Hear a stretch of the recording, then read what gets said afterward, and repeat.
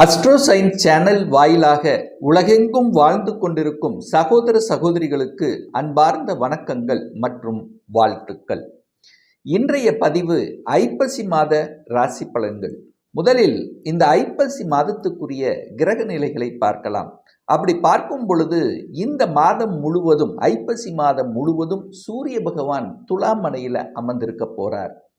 இந்த புதன் பகவானானது ஐப்பசி மாதம் 7ஆம் தேதி, அதாவது 24/10/2025 அன்று துலாமிலிருந்து விருச்சிக மனைக்கு பயிற்சியாகிறது. அதே போல செவ்வாய் பகவானும் பார்த்தீங்கன்னா துலாத்திலிருந்து விருச்சிகத்துக்கு பயிற்சியாகிறது இந்த ஐப்பசி மாதம் 10ஆம் தேதி, அதாவது 27/10/2025. அதே போல சுக்கிர பயிற்சியும் நடக்குது.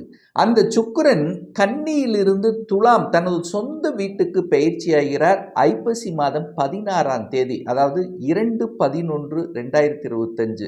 அதுவும் மிக முக்கியமாக இந்த ஐப்பசி மாதத்தின் நிகழ்வு அப்படின்னா குருவினுடைய அதிசார பயிற்சி, அதாவது மிதுனத்திலிருந்து கடகமனைக்கு பயிற்சியாகிறார். அதாவது உச்ச குருவாக அமர்ந்து பலனை தரப்போகிறார். அதாவது ஐப்பசி மாதம் 1/18/10/2025 அன்று சனி பகவான் வக்ர நிலையில் மீனமனையிலும், ராகு பகவான் கும்பத்திலும், கேது பகவான் சிம்மத்திலும் அமர்ந்திருக்கக்கூடிய இந்த கிரக நிலைகளை வைத்துக்கொண்டு இந்த ஐப்பசி மாதம் என்ன பலன், எப்படி இருக்க போது, எதை செய்யலாம், எதை செய்யக்கூடாது என்பதை இந்த 12 ராசிகளுக்கும் தனித்தனியாக நம்ம பார்க்க போகிறோம்.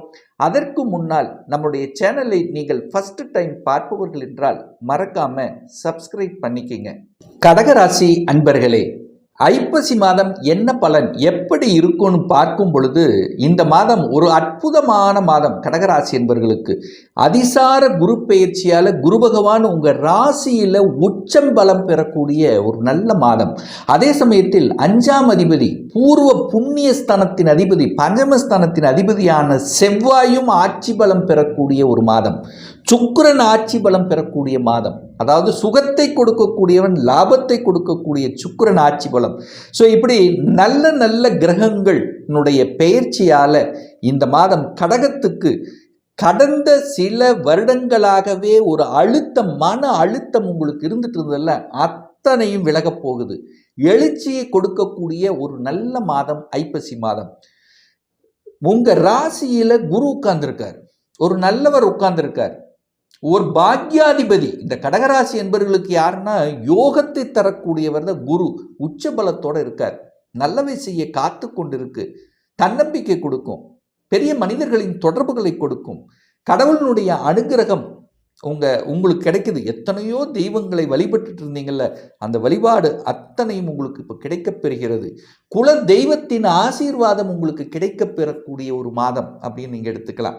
அப்போ உங்க லக்னம், உங்க ராசி நல்லா இருக்க போகுது. அப்ப ராசி லக்னம் நல்லா இருந்தாலே அந்த மாதம் இனிமையாக கடக்கும். அப்போ போன வருஷத்தில் இருந்த உங்க மனநிலை இப்போ பெட்டரா இருக்கு. ஸோ இனியும் பெட்டரா இருக்க போகுது. நல்ல முன்னேற்றத்தை நோக்கி செல்வதற்கான முதல் படியே இந்த ஐப்பசி மாதத்திலிருந்து உங்களுக்கு ஆரம்பிக்குது அப்படிங்கிறத ஸ்ட்ராங்காக நம்ம இந்த இடத்துல சொல்லுவேன். ஏன்னா குரு உங்கள் ராசியில் இருந்து கொண்டு பாக்கியஸ்தானத்தை பார்க்கின்ற காரணத்தால் எந்த பாக்கியத்துக்காக ரொம்ப நாளாக நீங்கள் போராடி கொண்டு இருந்தீர்களோ அந்த பாக்கியம் எல்லாம் கிடைக்கக்கூடிய ஒரு அற்புத தருணமாகவே உங்களுக்கு அமையப்பெறுகிறது அப்படிங்கிறத இந்த கடகராசினருக்கு ஸ்ட்ராங்காக நம்ம சொல்லலாம். குடும்பத்தில் கேது பகவான் உட்கார்ந்துருக்கார், குடும்பத்தில் கேது இருக்கார். கேது இருக்கும்போது அங்கே ஒரு சில தடைகள், சில சங்கடங்கள் கண்டிப்பாக உண்டு. ஆனால் அந்த 2ஆம் அதிபதியாக இருக்கக்கூடிய சூரியன் போய் நீச்சமாறுகிறார். அப்போ 2ஆம் அதிபதி நீச்சம் அடையுது. அப்போ என்னென்ன, குடும்பத்தில் சில சங்கடங்கள் அல்லது குடும்பத்தை விட்டு பிரிஞ்சு இருக்கிறது, குடும்பத்தை விட்டு டிராவலால் பிரிஞ்சு இருக்கிறது, இல்லை சின்ன சின்ன மனக்கசப்புகள், இதெல்லாம் கொஞ்ச நாளைக்கு கண்டிப்பாக இருக்கும்.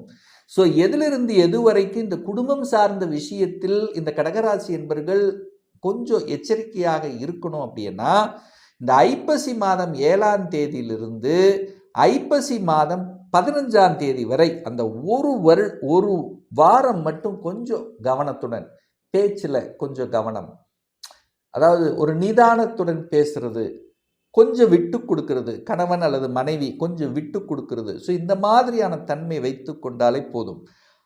இந்த ஐப்பசி மாதம் 16ஆம் தேதிக்கு அப்புறம் எல்லாமே சரியாகி போயிடுது. ஏன்னா சூரியன் நீச்சமாகி நீச்ச பங்கமாக மாறக்கூடிய தன்மை.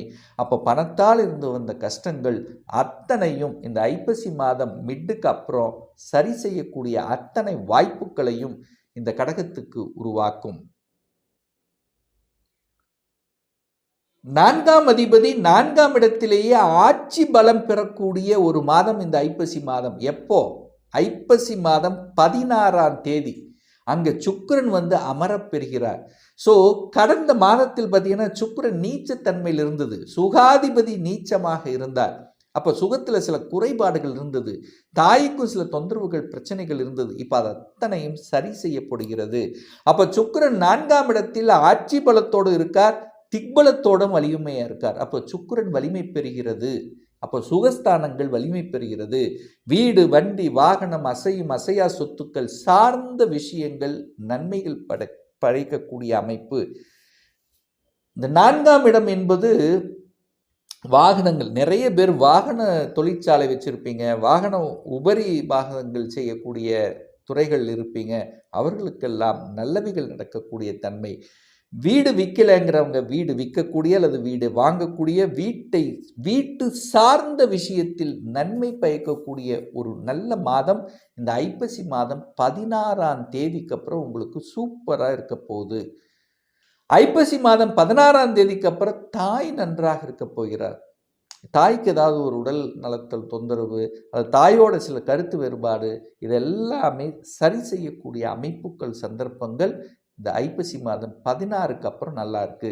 ஐப்பசி மாதம் 16க்கு அப்புறம் விவசாயத்தில் புதுசாக எதையாவது ஒன்று சாதிக்கணுங்கிற எண்ணங்களை தோன்றி அதில் செயல்படுத்தவும் நீங்கள் செய்வீர்கள். அது வெற்றியடையக்கூடிய தன்மையும் உங்களுக்கு நிச்சயமாக ஏற்படுத்தும். 5ஆம் அதிபதி ஆட்சி பலம், 5ஆம் அதிபதி வலிமை பெறப்போகின்ற ஒரு நல்ல மாதம். எப்போ வலிமை பெறப் போகிறது? ஐப்பசி மாதம் 10ஆம் தேதி, அதாவது 27/10/2025.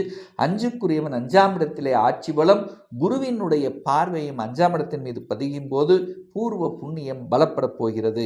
குழந்தை சார்ந்த விஷயத்தில் நல்லவைகள், குழந்தைகளால் உங்களுக்கும் உங்களால் குழந்தைகளுக்கு நல்ல பல தன்மைகள் நடக்கக்கூடிய ஒரு சந்தோஷம் தரக்கூடிய சில விஷயங்கள் உங்களுக்கு நடக்க காத்து கொண்டிருக்கிறது. குழந்தைக்காக ஏங்கிக் கொண்டிருக்கக்கூடிய இந்த கடகராசி என்பவர்கள் குழந்தை பேறு கிடைக்கக்கூடிய அமைப்பு இந்த ஐப்பசி மாதம் சிறப்பு பெறும். ஏன்னா குழந்தை காரக கிரகம் என்று சொல்லக்கூடிய குரு பகவான் குழந்தை ஸ்தானத்தை பார்ப்பதும் அந்த ஸ்தான அதிபதியான செவ்வாயை பார்க்கிறதும் கூடுதல் சிறப்பு, டபுள் பெனிஃபிட். குழந்தை காரக கிரகம் குரு உச்ச பலம், குழந்தை ஸ்தானத்தின் அதிபதியான செவ்வாய் ஆட்சி பலம். அப்போ குரு அந்த செவ்வாயை பார்க்கும்போது ஒரு நிகழ்வு ஒரு அற்புதமான நிகழ்வு அல்ல, 2 பேரும் நண்பர்கள், ஒரு அற்புதமான ஒரு தன்மை கொடுக்க போகிறது. ஒரு நல்ல முருகனே வந்து உங்களுக்கு பிறக்கக்கூடிய அமைப்பு இந்த காலகட்டம் உண்டுன்னு சொல்கிறேன். அப்போ குழந்தை பாக்கியம் நிச்சயமாக உண்டு. எத்தனையோ தெய்வத்தை வழிபாடு செஞ்சுருப்பீங்க, அதுக்கு உண்டான அந்த அந்த தன்மை, அதனுடைய வெற்றி, அந்த குழந்தை பாக்கியம், உங்களுடைய முன்னோர் ஆசீர்வாதம் அத்தனையும் உங்களுக்கு கிடைக்கக்கூடிய அமைப்பு. பதவியும் 5ஆம் இடம்தான், பதவி கிட்டும். நிறைய பேர் பதவியை எதிர்பார்த்து காத்து கொண்டிருப்பவர்களுக்கு பதவி கிடைக்கும். திருமணம் கைகூடும். குருபலன் வந்துருச்சு கடகத்துக்கு, இனி குருபலன் வந்தாச்சு. இந்த 48 நாளில் நல்ல விஷயங்கள் நடக்க காத்து கொண்டு, ஏன்னா குரு அதிசாரமாக கடகத்துக்கு வந்திருக்கார். அவர் 48 நாட்கள் இருக்க போறார். நேர 7ஆம் இடத்தை பார்க்கிறார். ரைட், ஓகே, டிக் அடிக்கக்கூடிய அமைப்பு, ஜாம் நடக்கக்கூடிய அமைப்பு. திருமணம், சுப காரியங்கள், திருமணம் மட்டும் இல்லை, உங்கள் வீட்டில் சந்தோஷம் தரக்கூடிய நல்ல விஷயங்கள் நடக்கக்கூடிய அமைப்புகள் இந்த காலகட்டம் உண்டு. பாக்கியஸ்தானத்தை பார்க்கிறார், பாக்கியம் கிடைக்கப் போகிறது. 8ஆம் அதிபதியை பார்க்கிறார். இதுவரைக்கும் மறைந்துள்ள சில விஷயங்கள் உங்களுக்கு புலப்பட போகிறது. யார் உங்களுக்கு தொந்தரவு செஞ்சா, யார் இதுவரைக்கும் இருட்டடிப்பு செஞ்சா, யார் உங்களுக்கு வளர விடாமல் தடுத்தார்கள், அத்தனையும் இனங்கண்டு கொள்ளக்கூடிய அமைப்புகள் சந்தர்ப்பங்கள் இந்த காலகட்டம் உண்டு. உங்களை இனி தடுக்க முடியாது. இனி யாராலும் கடகராசினரை தடுக்க முடியாது. அப்படியே மேலே அப்படியே உயர்ந்து கொண்டு செல்லக்கூடிய அமைப்புங்கிறது உண்டு. ஏன்னா 2.5 வருஷம் நிறைய அடிபட்டுட்டீங்க, நிறையதை கற்றுக்கிட்டீங்க, நிறைய, அதாவது 1 2ன்னு சொல்ல முடியாது, மனதளவால் நிறைய பாதிக்கப்பட்ட கடகத்துக்கு நிறைய அனுபவ பாடங்களை கற்றுக் கொடுத்தது. அந்த அனுபவத்தின் வாயிலாக இப்போ நல்ல நிலைக்கு செல்ல போகிறீர்கள். பாக்யாதிபதி பாக்யஸ்தானத்தை பார்க்குறாரு. அப்போ உங்களுக்கு ஒரு நல்ல பாக்கியம் கொடுக்கக்கூடிய அமைப்பு, தொழில்துறையில் முன்னேற்றம் ஏற்பட போகிறது. 10ஆம் அதிபதி 10ஆம் இடத்திலேயே, அதாவது 10ஆம் அதிபதியாக இருக்கக்கூடிய அந்த செவ்வாய் பகவான் ஆட்சி பலத்தோட வலிமையாக இருக்க போறார். 11ஆம் அதிபதியான சுக்கிரனும் இந்த மாதம், இந்த ஐப்பசி மாதம் 16ஆம் தேதி ஆட்சி பலம். அப்போ 10 11க்குரியவன் வலுப்பெறுகிறது. அப்போ 9ஆம் அதிபதி 9ஆம் இடத்தை பார்க்கிறார். 10ஆம் அதிபதி ஆட்சி பலம், 11ஆம் அதிபதி ஆட்சி பலம். அப்புறம் என்ன? 12ஆம் அதிபதி தூக்கம் இல்லாமல் எத்தனை நாள் இருப்பீங்க? அந்த தூக்க அதிபதியான புதனையும் பார்க்கிறார், முயற்சி ஸ்தானத்தையும் குரு பார்க்கிறார். அப்போ இந்த காலகட்டம் மிகப்பெரிய அதிர்ஷ்ட வாய்ப்புள்ள ஒரு மாதம், அதிர்ஷ்டம் தேடி வரக்கூடிய மாதம், உயர்வுள்ள ஒரு மாதம் அப்படின்னு எடுத்துக்கலாம் இந்த கடகராசி அன்பர்களுக்கு. ஒரு நல்ல தெய்வ வழிபாடு இந்த கடகராசி அன்பர்களுக்கு எடுத்துக்கொண்டால்,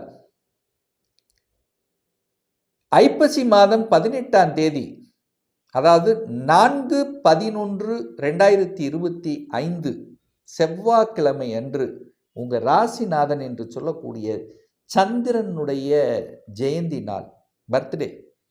ஸோ அன்றைய நாள் உங்கள் ராசிநாதனை சென்று வழிபடும் போது, அதாவது நவகிரகத்தில் இருக்கக்கூடிய சந்திர பகவான் சென்று வழிபட்டீர்கள் என்றால் நிச்சயமாக உங்கள் மனசு, எண்ணம், செயல், சிந்தனை உயர்வு நிச்சயமாக அடைவீர்கள். அல்லது திங்களூரில் இருக்கக்கூடிய சந்திர பகவானை சென்று வழிபடுவதும் சிறப்பு. இப்போ நான் சொன்னது கோச்சார ரீதியாக இந்த ஐப்பசி மாதத்துக்குரிய ஒரு பொதுவான பலன்கள்.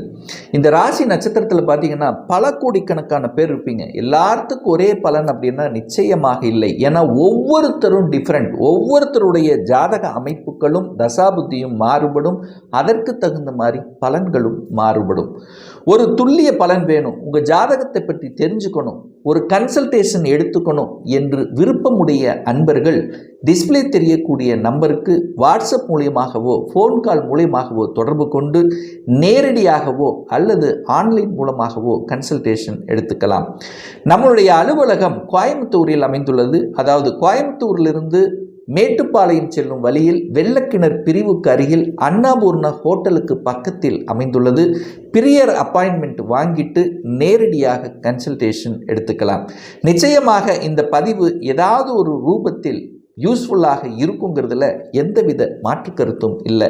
இந்த ராசி நட்சத்திர நேயர்கள் அனைவரும் வாழ்க வளர்க வளம் பெற என்று எனது வாழ்த்தினை தெரிவித்துக் கொண்டு விடைபெறுகிறேன்.